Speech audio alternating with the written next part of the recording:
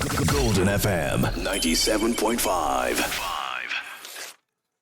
Good morning and thank you for joining us on Golden FM's national and world news. In the headlines, President Tinubu approves Nigeria's delegation to U.S.-Nigeria Security Working Group. Former President Jonathan returns to Abuja after Guinea-Bissau coup evacuation. Police confirm attack on former Anambra governor's convoy. Governor Diri orders swift completion of NYSC female hostel. On the foreign scene, Guinea-Bissau military appoints general as leader after coup. Details coming up shortly. Thanks for joining us on the national and world news. I am Moye Steving. Now the details. President Bola Tinubu has approved the constitution of Nigeria's delegation to the U.S.-Nigeria Joint Working Group to deepen collaboration on security. Mr. Bayo Onanuga, Special Advisor to the President on Information and Strategy, announced the development in a statement on Thursday. The formation of the Joint Working Group was agreed upon during the recent trip to Washington, D.C. by senior Nigerian officials. According to the statement, Malam Nuhu Ribadu, National Security Advisor, will lead the multi-stakeholder team. Other members of the group include Honorable Yusuf Tuga, Minister of Foreign Affairs, Alhaji Mohammed Abubakar, Minister of Defense, Dr. Olubunmi Tunji Ojo, Minister of Interior, and Honorable Bernard Doro, Minister of Humanitarian Affairs. Others are General Olufemi Oluyede, Chief of Defense Staff, Mr. Mohammed, Director General of the National Intelligence Agency, and Mr. Kayode Egbetokun, Inspector General of Police. President Tinubu urged the delegation to work closely with their U.S. counterparts to ensure smooth operationalization of existing agreements across sectors. Dr. Goodluck Jonathan, former president, has returned to Abuja after being evacuated from Guinea-Bissau following the outbreak of a military coup in the West African nation. He arrived at the Nnamdi Azikiwe International Airport, Abuja, on Thursday. Video footage of his arrival shows Dr. Goodluck Jonathan descending from the stairs of a Guinea-Bissau government aircraft at night, where he was received by a crowd of supporters and officials. The former president was in Guinea-Bissau as head of the West African Elders Forum Election Observation Mission to monitor last Sunday's presidential and legislative elections when the military coup happened. The Senate has commenced the process of amending the nation's Terrorism Prevention and Prohibition Act as lawmakers pass the amendment bill through first reading during plenary on Thursday. The bill, sponsored by Senator Okpeyemi Bamidele, the Senate leader, followed resolutions reached just 24 hours earlier when senators, during a heated debate on national insecurity, agreed on the need to classify kidnapping as terrorism, punishable by the death penalty. The introduction of the amendment bill is expected to commence the process of altering the legal framework to impose harsher penalties on kidnappers amid rising security concerns across the country. Senator Ali Ndume, the senator representing Borno South, has proposed cutting back on certain discretionary government services, including activities of the National Assembly, as a way to redirect funds towards tackling rising insecurity in Nigeria. Speaking in an interview on Thursday, Senator Ndume suggested that lawmakers could meet less frequently, such as on a quarterly basis, with compensation reflecting the adjusted seating schedule. He argued that Nigeria should reduce spending on areas that do not significantly benefit the majority of citizens that focus instead on ensuring public safety. He noted that senators earn far more than members of the armed forces, even though security personnel risk their lives daily to protect the nation, and called on the president to urgently prioritize a wage and salary increase for the armed forces and other security agencies. Addressing the role of technology in tackling insecurity, the senator raised concerns about the country's limited technological capacity, pointing out that Nigeria currently operates only a few satellites, which he believes are insufficient for effective security surveillance. Gunmen have attacked the convoy of Dr. Chris Ngige, former governor of Anambra State, along the Mkpo Norby Road in Ndemili North local government area, leaving one person dead and several others injured. Reports say the assailants, dressed in police and military uniforms, opened fire on the pilot vehicle, killing a policeman and carting away his rifle and uniform. A woman who was reportedly recording the incident with her mobile phone was also shot dead on the spot, and a shop owner who rushed out to observe what was happening was hit by bullets and sustained several injuries. Dr. Ngige was not in the convoy at the time of the attack. Mr. Ikenga Tochuku, police spokesperson in Anambra, who confirmed the incident on Thursday, said operators recovered a white SUV the gunmen snatched during the attack, and a statewide manhunt for the fleeing armed hoodlums has commenced. Mr. Kayode Egbetokun, Inspector General of Police, says a total of 11,566 personnel withdrawn from VIP duties have been redeployed. IGP Egbetokun said this while addressing journalists on the recent directive of the president to withdraw policemen attached to VIPs. The IGP explained that the withdrawal would enable the police to expand manpower deployment for rural and township security, large-scale population protection, intensified patrols, intelligence-led operations, and rapid response to emerging threats. He said the decision to recall officers from VIP security duties was not driven by sentiment, but by the urgent need to channel manpower to areas where public safety demands are highest. Now to politics. Malam Nasir El-Rufai, former governor of Kaduna State, has formally joined the African Democratic Congress, ADC, months after defecting to the Social Democratic Party, SDP.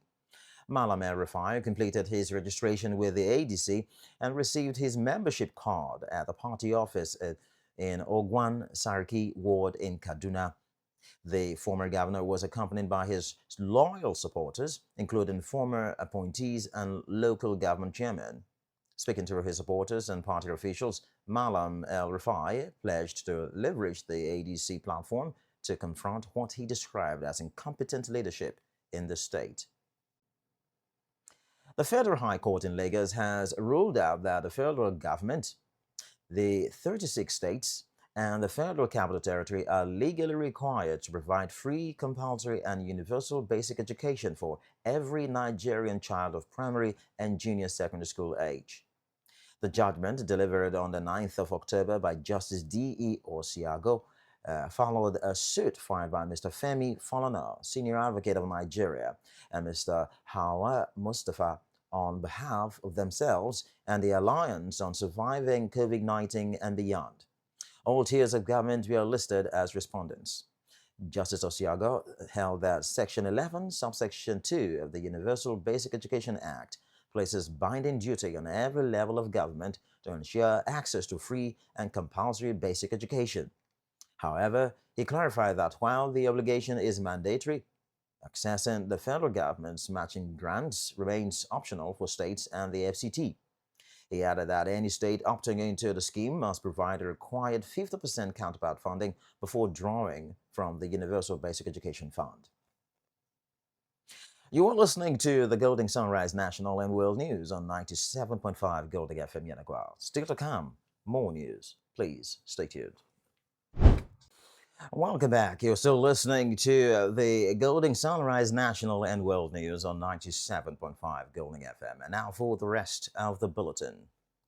The Nigeria Meteorological Agency, NIMET, says residents of Bayelsa and other southern states should expect cloudy skies with isolated thunderstorms and light rainfall over the weekend. NIMET's 3-day forecast from Friday to Sunday shows a mix of cloudiness and rains across the south, especially in Bayelsa, Rivers, Delta, Cross River, Akwa Ibom, Lagos, Ogun, Ondo, Imo, and Abia states. For the central region, including FCT, Nasarawa, Benue, and Kogi, the agency predicts sunny skies with patches of cloud, while Niger State may experience slight dust haze at times. Now, across the north, NIMET expects sunshine and varying levels of dust haze, with visibility likely to drop in parts of Katsina, Kaduna, Zamfara, and Kebbi. The agency advises motorists to drive carefully, especially during rains, and warns residents in the north to take precautions as dust particles remain in the atmosphere. NIMET also urges airline operators to obtain updated weather reports for safe flight planning. Mr. Chitam Thierry Nwala, human rights lawyer, says Governor Siminalayi Fubara and the Rivers State House of Assembly are still not working in harmony in the overall interest of the state. Mr. Thierry Nwala made the observation in an interview while commenting on what he described as the absence of genuine peace in Rivers State. He warned that the lingering political tension has continued to have negative implications for governance and development in the state. The legal practitioner also spoke on why he thinks Governor Fubara may be unable to constitute a full state executive council. Governor Doye Diri has issued a firm directive for the immediate completion of the female hostel project at the NYSC orientation camp in Kayama, Kolokomo-Pukuma local government area, reaffirming his administration's commitment to the welfare and safety of corps members serving in the state. Governor Diri gave the order when Brigadier General Olakunle Rafiu, the Director General of the National Youth Service Corps NYSC, paid him a courtesy visit at Government House in Agoa. The governor instructed the Commissioner for Works and Infrastructure to fast-track the construction and ensure the facility is delivered without further delay. He also mandated the Commissioners for Agriculture and Lands and Housing to immediately make land available to the NYSC for agricultural projects, saying corps members should have opportunities for practical training and empowerment while serving in the state. Earlier, Brigadier General Rafiu, the NYSC DG, expressed gratitude to the governor for the consistent and tangible support given to the scheme, noting that Bayelsa has remained one of the states with the most responsive backing for NYSC operations and welfare. The meeting was attended by Senator Lawrence Erujakpo, Deputy Governor, Chief Abraham Ngobre, Speaker of the State House of Assembly, members of the State Executive Council, and other senior government officials. The visit marks another step in ongoing collaboration between the Bayelsa State Government and the NYSC to improve infrastructure, welfare, and capacity building opportunities for corps members in the state. Mr. Olayemi Kadoso, the CBN governor, announced that 16 Nigerian banks have already met their recapitalization requirement ahead of the Apex Bank's March 2026 deadline. Mr. Cardoso said the development indicates that there is financial soundness in the country's financial banking system. Let's move on to the foreign scene, where Guinea-Bissau's military has named a new leader one day after toppling the government and arresting the president.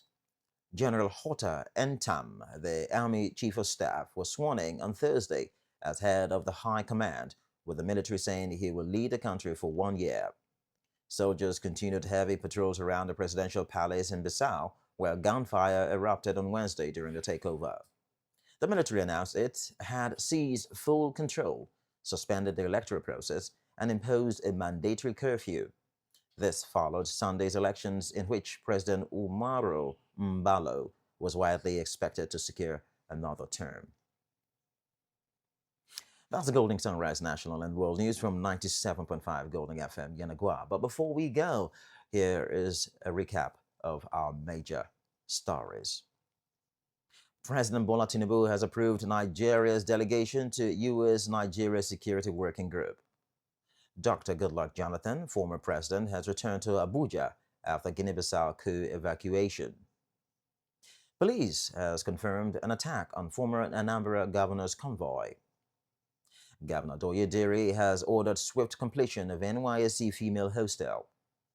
And on foreign scene, Guinea-Bissau military has appointed a general as leader after coup. And that was the news. For news stories, comments, and observations, please send us an email at goldenfmyenagoa@gmail.com.